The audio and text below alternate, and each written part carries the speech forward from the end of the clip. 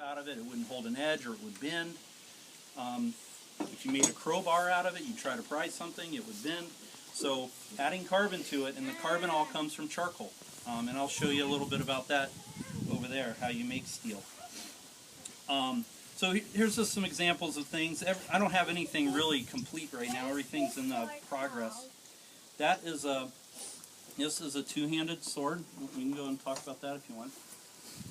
This is being made for a local guy. This is my first sword blade that has a lot of steel and iron that I made myself directly from iron ore. It also has steel that I made that's considered shear steel that I made myself here, and all these things are combined together into a blade, and that's why you see this pattern there, because there's lots of different things in there. So, this sword is the kind of sword people use for sword fights. Yeah, that's a dueling sword, and this one I didn't actually make, or I made everything down here, but the blade I bought because I practice full contact rapier fencing, and I've learned enough now that I could make one of these, but at the time I didn't trust myself to make something like that. But so this is a two-handed sword. This would have been used later in medieval periods. One thing you learn about when you get into sword making is that the evolution of swords changed throughout time because people kept making better and better armor. So when you see in movies, you see a knight wearing full armor, plate, helmet, everything, and someone's fighting him with the sword. The guy with the sword will never win by hitting him like this. They don't portray this well enough in movies. When you have armor on, you are a tank and you are almost invincible. So that changed weaponry almost completely. Now this kind of sword did become kind of effective because it's long and pointy, and there's all sorts of little places in between the plates of armor that you can find. It's like a movie about Oh, I know. Hollywood is terrible, just terrible, terrible, terrible when it comes to swords. If you ever see the Conan the Barbarian movie, that sword that man carried weighed almost 10 pounds. Real swords aren't like that. Later, when we can line up and you can hold some of these things, you'll see how light and well balanced they are. And when I said before that I need to learn the sword fight to understand, and that's important because I don't want to make, even though a lot of my swords become wall hanging, decorative type things, to me it's not worth making unless it is a real weapon and a real thing. It's not that it'll ever be used as a weapon, it's just, to me, it's not worth making it unless it is the real thing.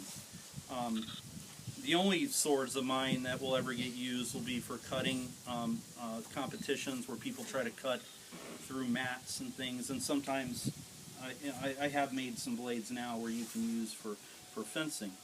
But like I said, it's not, I want someone to hold something like this and experience holding a piece of history, not a club or something heavy and like what nothing like what you see in Hollywood. One thing you'll notice about Hollywood movies is everything is bulky and bigger and heavier than the real stuff, and they kind of have to do that so that you can see it. But when you see the real stuff, it's light and beautiful. And that's true with axes too. This is a Viking period, what you call a battle axe. It's a Danish axe, and you see all the beautiful patterning in there. That's because I combined lots of different metals to make that. If you look at the cross section of this, it's very thin compared to a wood cutting axe. You would think that a big heavy axe would be more effective in battle, but it's not because you can't move it fast enough. And also, something people forget is that during the Viking and Celtic period, they didn't have armor. They wore leather. They had big wooden shields, but they were mostly fighting steel and iron against soft stuff like flesh.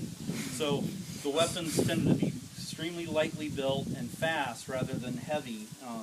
So that's another thing you see. And it took me a while. I made many axes before I made something like this, and they were all too heavy until I finally saw some museum pieces and realized what they they actually were. Now I'll still make them heavy like that because some people want a historical looking axe that they can still go out and chop wood with. And the thing about a fighting axe is if you make it so thin and you go to chop wood with it, you will bend it.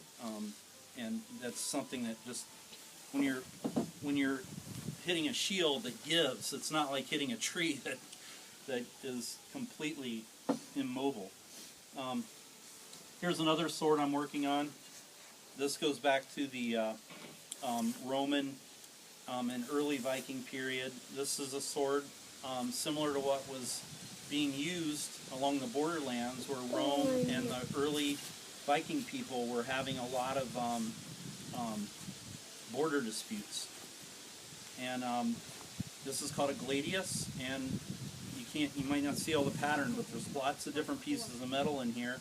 And this is also made out of lots of different pieces of metal, and it's going to be inlaid into the blade and forged well. Everything that was being made, if you take a look at that ugly ogre head sitting over there, well, that's a furnace that I used to make steel, and that's broken off the top, but originally it was only about this high.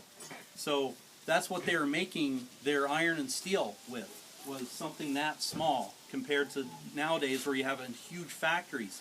So they were making things in small quantities, so you couldn't just make a bar of steel big enough to make a sword. You made lots of little bits of pieces. And then you forge them together? Yeah. Okay. So these are different iron ores here. All these iron ores come from the UP of Michigan, except for this. This comes from North Carolina.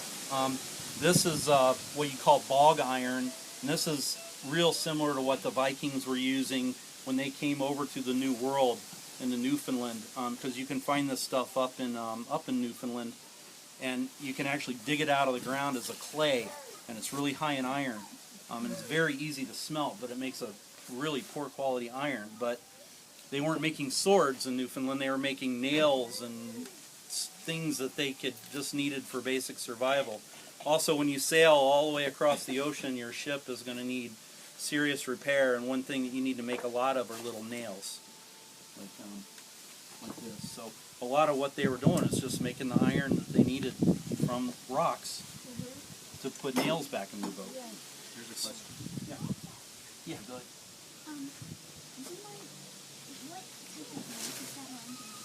Oh, this is it's a Japanese carving and marking knife.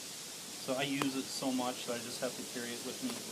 For me, it's easier to mark lines on things with a knife than a pencil because I can never find a pencil.